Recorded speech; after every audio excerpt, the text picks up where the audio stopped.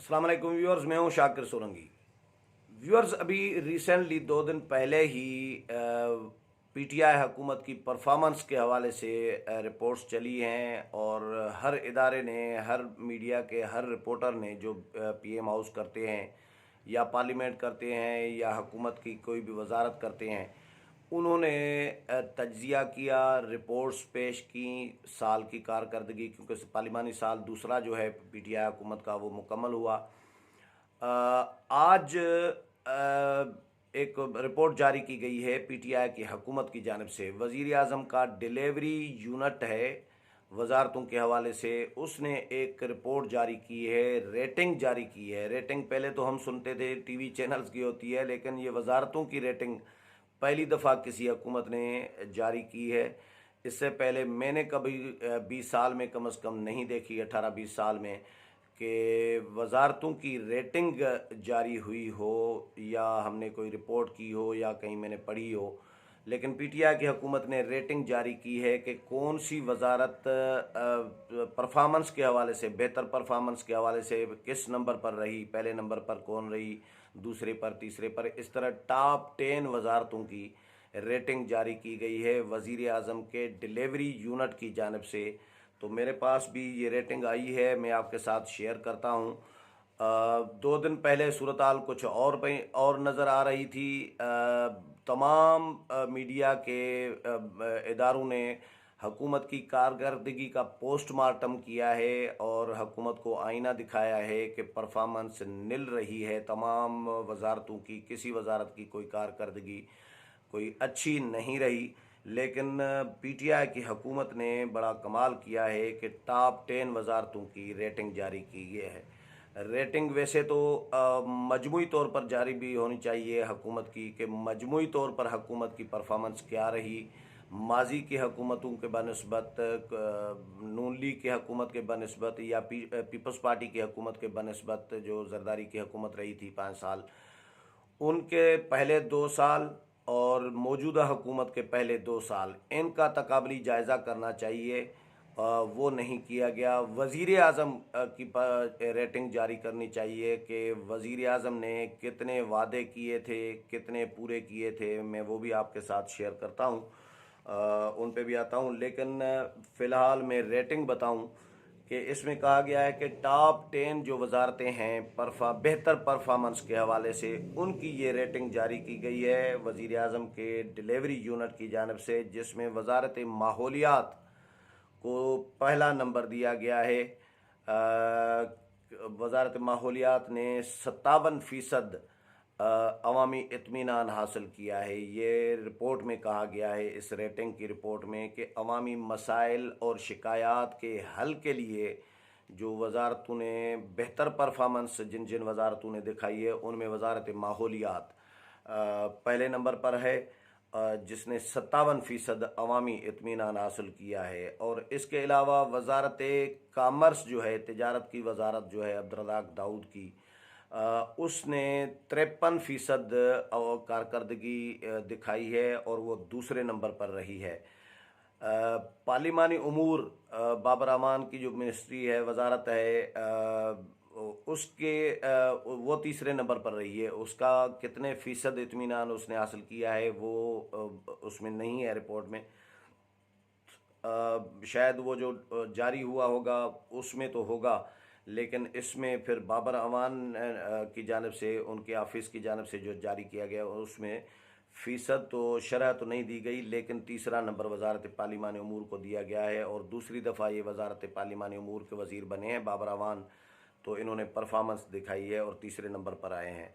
इसके अलावा असद उमर की जो वजारत मनसूबाबंदी है, उसने 51% अवामी इत्मीनान हासिल किया है, कारकर्दगी दिखाई है। पहले तो असद उमर को वजारत ख़जाना से वज़ीर आज़म ने इसलिए हटाया था क्योंकि परफॉर्मेंस नहीं दिखा रहे थे, नील परफॉर्मेंस जा रही थी, आईएमएफ के साथ मामला तय नहीं कर पा रहे थे, मईशत तबाह होती जा रही थी और ख़जाने का बुरा हाल होता जा रहा था। तो वज़ीर आज़म ने उनको नाअहल समझ कर हटा दिया था, नाअहली की बुनियाद पर हटा दिया था, परफॉर्मेंस न दिखाने की वजह से।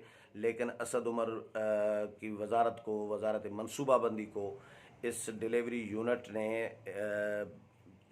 51% के साथ चौथे नंबर पर रखा है कि चौथे नंबर पर कमाल है। और वजारत इत्तलात जो है यानी वजारत ख़ारजा शाह महमूद कुरैशी से भी आगे, बहुत सारे और वजारतों से भी आगे चौथा नंबर दिया है असद उमर को। वजारत इत्तलात जिसके शिबली फराज अब वज़ीर हैं, उसने 50% कारकर्दगी दिखाई है, यानी 50% दिखाई है तो 50% नहीं दिखाई, तो आधी कामयाब आधी नाकाम। ये इनडायरेक्टली नाकामी का एतराफ़ है, ये परफॉर्मेंस नहीं है। वैसे वो किस तरह, वो भी मैं आपको बताता हूँ।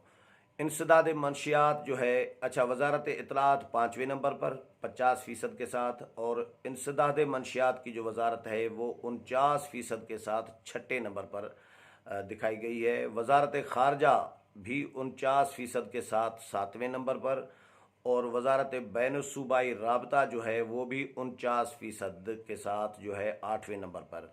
तीन वजारतों को 49% नंबर दिए गए हैं रेटिंग में। वजारत इंसदाद मंशियात, वजारत ख़ारजा और वजारत बैनुस्सूबाई राबता, ये इन्होंने तीनों ने 49% परफॉर्मेंस दिखाई है, और ये तरतीबवार यानी छठे, सातवें, आठवें नंबर पर हैं।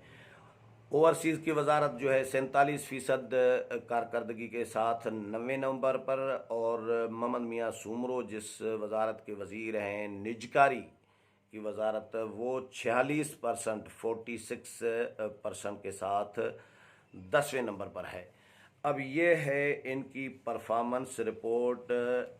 मैंने जब सहाफ़त शुरू की थी तो काविश सिंधी का बड़ा पेपर है, सबसे लार्जेस्ट पेपर है। काविश में मैं जब हैदराबाद में गया, यानी मैं खैरपुर से ज़ाहिर सहाफ़त करके तरक्की करके प्रमोशन हुआ तो मैं हैदराबाद काविश में पहुंचा, तो वहाँ पर उन दिनों में बदीन में सैलाब आया हुआ था। तो मुझे अपने सीनियर ने असाइनमेंट दी कि आप चले जाएं शहबाज बिल्डिंग में, रिलीफ कमिश्नर बैठा है, उनसे जाकर आप डेटा ले लें कि बदीन में कितने लोगों की बहाली हुई है।